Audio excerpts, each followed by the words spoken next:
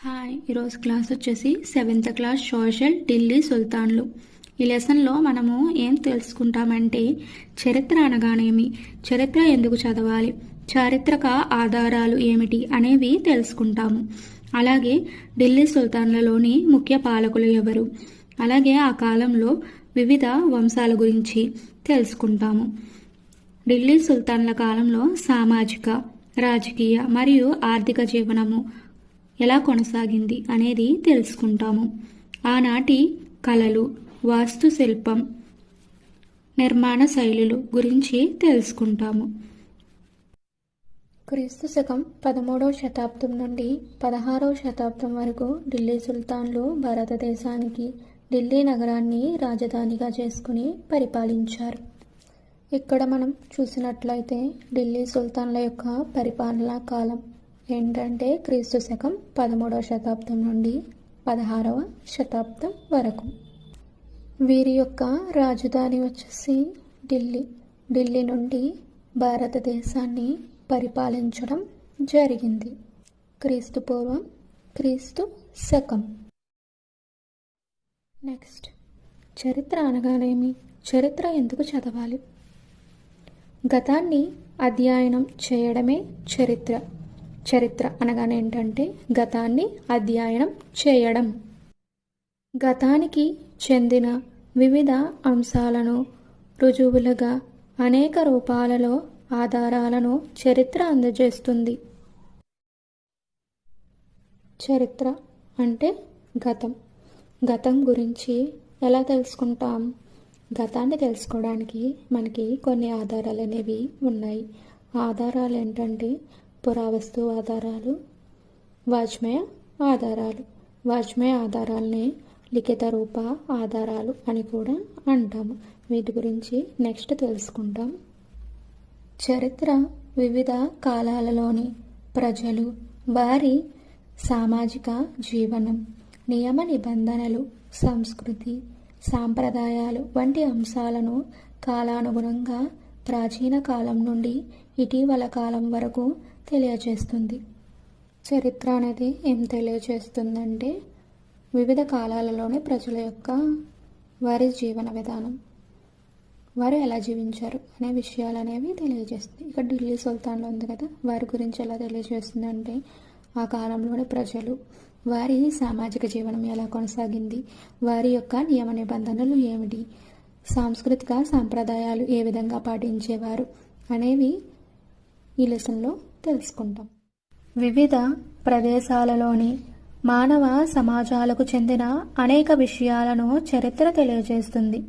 చరిత్ర అనేది ఇంకా ఏం తెలియజేస్తుందంటే వేరువేరు ప్రదేశాలలో జీవించే మానవ సమాజాలకు చెందిన అనేక విషయాలను చరిత్ర అనేది తెలియజేస్తుంది.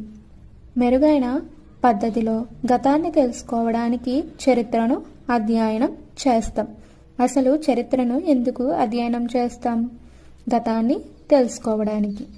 ఆ గతాన్ని తెలుసుకోవడానికి మెరుగైన పద్ధతి ఏంటంటే చరిత్రను చదవడం లేదా అధ్యయనం చేయడం. చరిత్ర నైతికపరమైన అవగాహనకు మరియు దేశంలో తాదాత్మ్యతకు దోహదం చేస్తుంది. నైతికపరమైన అవగాహనకు, దేశంలో తాదాత్మ్యతకు చరిత్ర దోహదం చేస్తుంది. మంచి పౌరసత్వం కోసం చరిత్రను అధ్యయనం చేయడం చాలా అవసరం. చరిత్రను ఎందుకు అధ్యయనం చేస్తామంటే మంచి పౌరసత్వం కోసం. అలాగే చరిత్రను ఎందుకు అధ్యయనం చేయాలంటే గతాన్ని తెలుసుకోవడానికి. చారిత్రక ఆధారాలు. ఒక కాలానికి చెందిన చరిత్ర అధ్యయనం కొరకు కొన్ని ఆధారాలు అత్యంత ముఖ్యమైనవి. చరిత్ర అంటే ఏంటి? గతంలో జరిగిన విషయాలను తెలుసుకోవడానికి మనకి కొన్ని ఆధారాలు అనేవి ఉన్నాయి. ఒక కాలానికి చెందిన అంటే పూర్వంలో జరిగిన విషయాలను వేటి ద్వారా తెలుసుకుంటాం మనం? ఏదైనా ఆధారాల ద్వారా. ఆ ఆధారాలు ఏంటనేవి ఇప్పుడు చూద్దాం. ఈ చారిత్రక ఆధారాలను స్థూలంగా 2 రకాలుగా వర్గీకరించారు. అవి పురావస్తు ఆధారాలు, 2 వాజ్మయ ఆధారాలు లేదా లిఖిత రూప ఆధారాలు. పురావస్తు ఆధారాలు నాణాలు, కళాఖండాలు, శాసనాలు, స్మారకాలు. వీటి ద్వారా మనం గతాన్ని అధ్యయనం చేయవచ్చు. నాణ్యాలు అంటే ఆ కాలంలో ఉపయోగించిన నాణ్యాల ద్వారా మనం ప్రస్తుతం గతాన్ని అధ్యయనం చేయవచ్చు.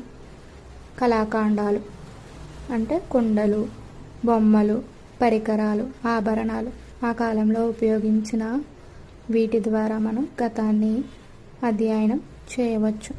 శాసనాలు శిలాశాసనాలు, దేవాలయ గోడ శాసనాలు, లోహ స్తంభం వీటి ద్వారా కూడా మనం చరిత్రను అధ్యయనం చేయడానికి ఈ ఆధారాలు అనేవి యూజ్ అవుతాయి.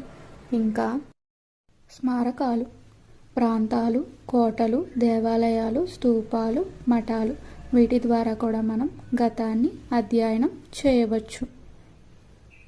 ప్రాంతాలు వీటికి ఎగ్జాంపుల్ వచ్చేసి హంపి.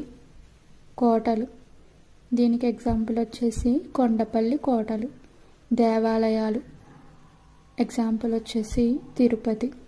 స్తూపాలు ఎగ్జాంపుల్ వచ్చేసి అమరావతి. మఠాలు తబాంగ్. ఈ కట్టడాల ద్వారా కూడా మనం గతాన్ని లేదా చరిత్రను తెలుసుకోవచ్చు. వాజ్మయ ఆధారాలు వీటిని లిఖిత ఆధారాలు అని కూడా అంటారు.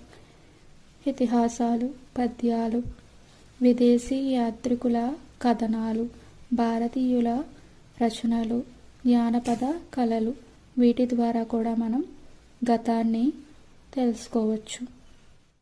భారతదేశ చరిత్ర కాలాలు ఇవి 3 రకాలుగా విభజించడం జరిగింది. ప్రాచీన యుగం, మధ్యయుగం, ఆధునిక యుగం. ప్రాచీన యుగం క్రీస్తు శకం 8వ శతాబ్దం వరకు. మధ్యయుగం క్రీస్తు శకం 8 నుండి 18వ శతాబ్దం వరకు. ఆధునిక యుగం క్రీస్తు శకం 18వ శతాబ్దం నుండి ప్రస్తుతం కూడా ఆధునిక యుగంగా పరిగణించడం జరుగుతుంది. ఢిల్లీ సుల్తాన్లలోని ముఖ్య పాలకులు. భారతదేశంపై తొలినాటి దండయాత్రలు. భారతదేశంపై మొట్టమొదటిసారిగా దండయాత్రలు ఎవరు చేశారు అనేది మనం ఇక్కడ తెలుసుకుందాం.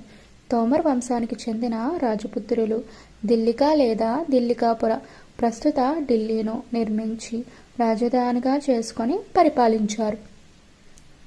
తోమర్ వంశానికి చెందిన రాజపుత్రులు ఏ ప్రాంతాన్ని రాజధానిగా చేసుకొని పరిపాలన కొనసాగించారు? దిల్లికా లేదా దిల్లికాపుర. ప్రస్తుతం దీన్ని ఏమని పిలుస్తున్నామంటే ఢిల్లీ అని పిలుస్తున్నాం. వీరు 12వ శతాబ్దపు మధ్యకాలంలో అజ్మీర్కు చెందిన చౌహానులు లేదా చహమానులు చేత ఓడింపబడ్డారు. 12వ శతాబ్దపు మధ్యకాలంలో అజ్మీర్కు చెందిన చౌహానులుకి మరియు తోమర్ వంశస్థులకు యుద్ధం అనేది జరిగింది. ఆ యుద్ధంలో ఎవరు గెలిచారంటే చౌహానులు గెలిచారు. తోమర్ వంశస్థులు ఓడిపోయారు. చౌహానులు ఏ ప్రాంతానికి చెందిన వాళ్ళు అని అడిగితే అజ్మీర్ ప్రాంతానికి చెందినవారు. చౌహానులను ఏమని పిలుస్తారంటే చహమానులు అని కూడా పిలుస్తారు. 12వ శతాబ్దపు మధ్యకాలంలో ఎవరికి యుద్ధం అనేది జరిగింది. చౌహాన్లకు తోమర్ వంశస్థులకు మధ్య యుద్ధం అనేది జరిగింది. తోమర్ చౌహాన్ వంశస్థుల కాలంలో ఢిల్లీ ముఖ్య వాణిజ్య కేంద్రంగా ఉండేది.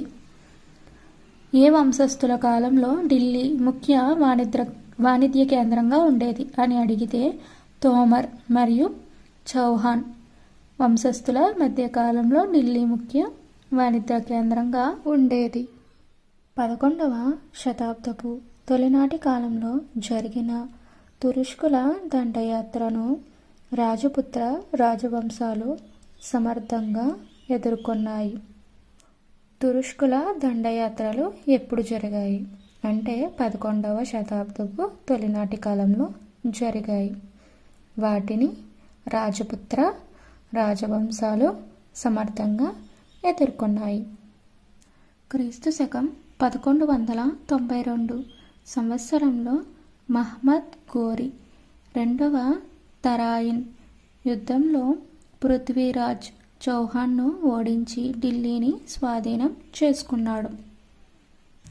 మహ్మద్ ఘోరీ ఏ యుద్ధంలో పృథ్వీరాజ్ చౌహాన్ను ఓడించి ఢిల్లీని స్వాధీనం చేసుకున్నాడు అంటే రెండవ తరాయిన్ యుద్ధంలో మహ్మద్ ఘోరీ పృథ్వీరాజ్ చౌహాన్ను ఓడించి ఢిల్లీని స్వాధీనం చేసుకున్నాడు.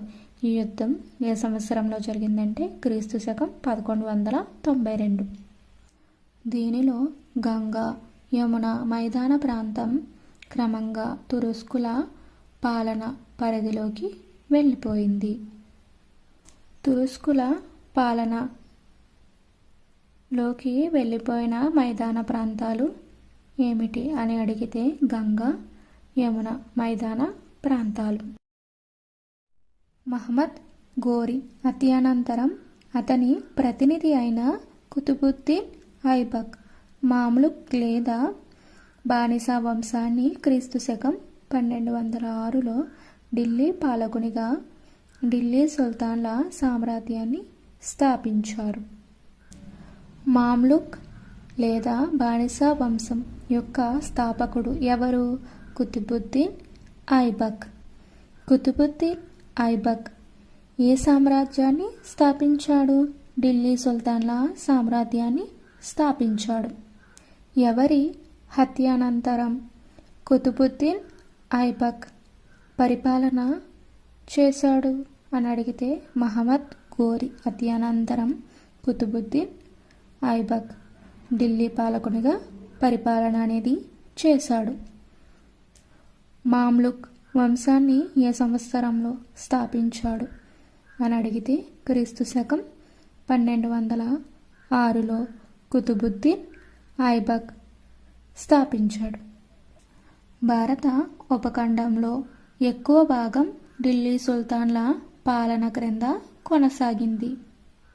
ఢిల్లీ సుల్తాన్ల పాలన భారతదేశంలో ఏ భాగంలో ఎక్కువగా పరిపాలన అనేది కొనసాగింది అని అడిగితే భారత ఉపఖండంలో ఎక్కువ భాగం ఢిల్లీ సుల్తాన్ల పరిపాలన అనేది కొనసాగింది.